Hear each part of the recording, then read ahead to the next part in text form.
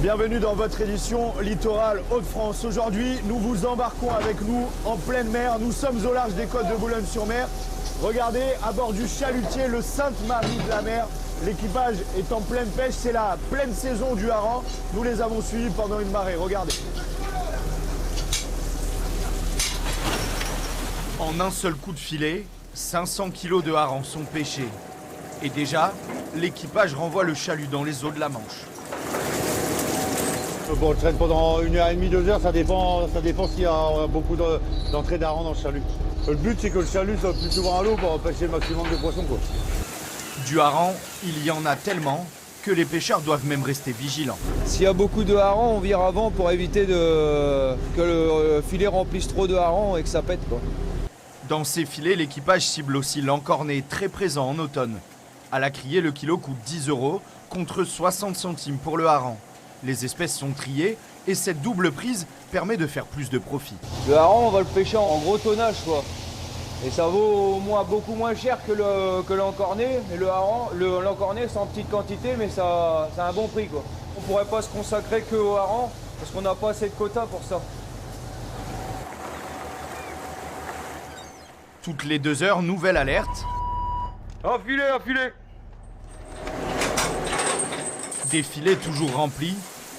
C'est le résultat d'une partie d'échecs qui se joue entre le poisson et le commandant. Cette année, en début de saison, c'était très difficile. On a fait quelques traits blancs avant de trouver les premiers 10 tonnes de hareng. C'était très difficile à attraper pour les premiers. Pour quelle raison, du coup? On a eu quand même une vague de chaleur en mois de novembre qui était pas du tout bon pour la pêche. Parfois, la traque dure longtemps. Oh, c'est pas terrible. Allez, on va se rapprocher des côtes françaises pour aller trouver du hareng. Là, on a le calé ici, là. Et nous, on va venir chercher du hareng dans cette zone-là. Ça, c'est bon, ça. Je pense que là-dedans, on va pouvoir mettre en pêche.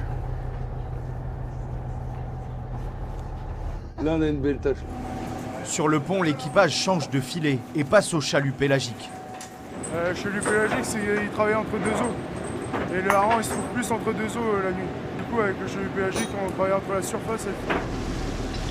Grâce à cette technique, l'attente est moins longue, la pêche plus efficace. Une dizaine de minutes à peine, et voilà du hareng qui déborde même des cuves. La pêche est envoyée directement dans les cales du bateau.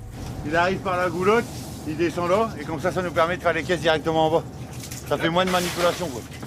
Alors, on est en train de peser des caisses à 20 kg et puis classer, ranger. Pour que ça soit prêt à livrer quand on va arriver.